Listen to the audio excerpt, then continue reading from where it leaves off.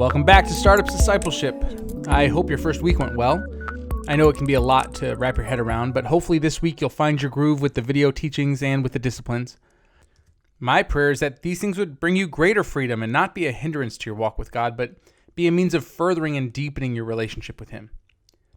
This is week 2 of our practical teachings. Last week we looked at mission and how creating a mission statement can help keep you focused on your core purpose and drive your decision-making and your strategy.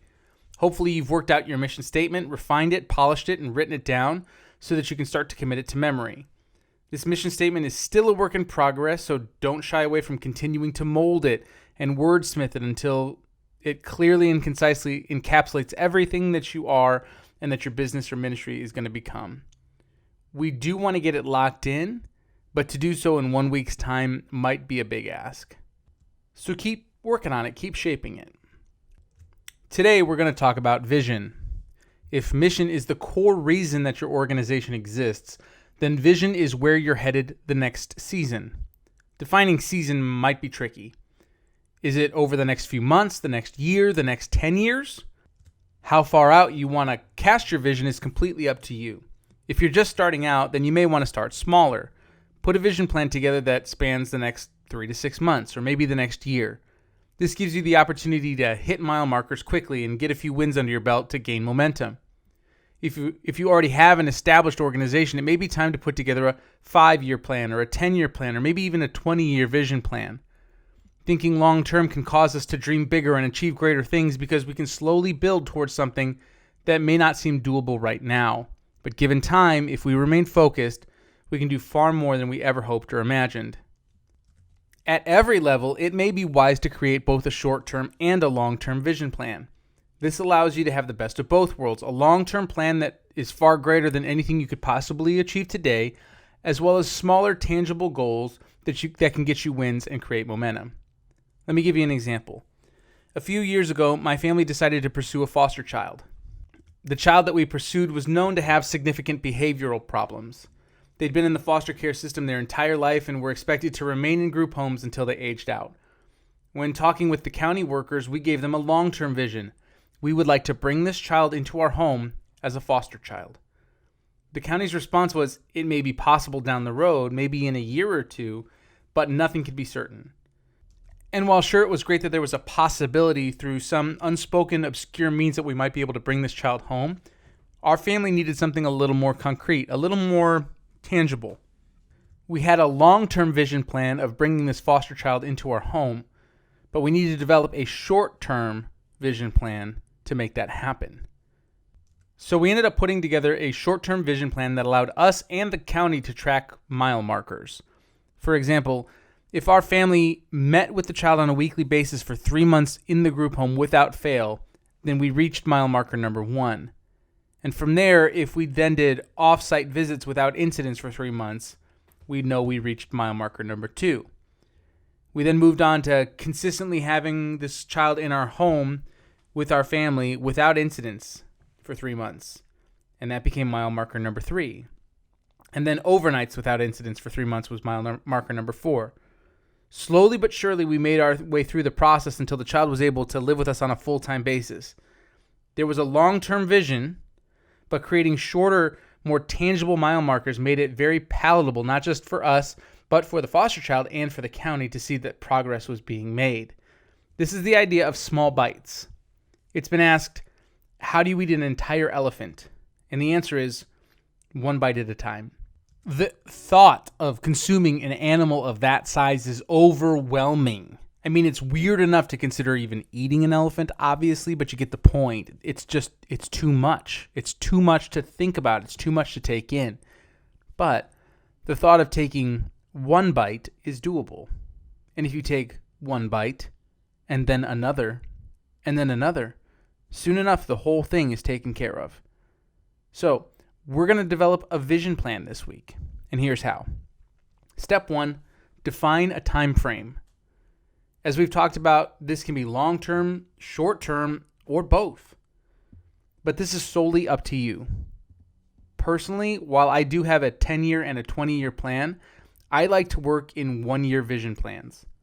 It seems to me that the Lord loves to give us vision in bits and pieces. After all, Proverbs teaches us that it's God's glory to conceal a matter, and it's our glory to search it out. At one point, Abraham was told to pack up and move. At another point, he was told where to go. And in another point, even, he was told the whole reason why he was moving in the first place. So start by defining a time frame. Is this a 6-month vision plan? A 1-year vision plan? A 10-year vision plan? Define the time frame. If it's a 1-year plan, start with the phrase, by this time next year, if we accomplished blank, then it will have been a successful year. By this time next year, if we have accomplished blank, then it will have been a successful year. Now, we need to know how to figure out what the blank is. Which brings us to step 2, pray. Far and away the most important step, because this is not your vision, your good idea, or your plan. This is God's. The book of James teaches us not to say that tomorrow we're going to go to such and such a town and make a profit there. Instead, we should say, if the Lord wills it, we will go. This isn't to say that making plans is bad, simply that our plans should be guided and directed by God. Personally, I don't think you can spend too much time on this step. Get away, head up to the mountains, go to the beach, get in your prayer closet, go for a walk. Whatever it takes for you to hear God most clearly, get there. And give him ample time to not only ask your questions, but to sit in stillness and wait for his answers. Fast if you can. Do whatever it takes to remove all distractions so that you can hear God. Sometimes he gives you a single word, sometimes a picture, sometimes he pours out paragraph upon paragraph upon paragraph. Just be open to hearing him. And this leads to number 3, write it down.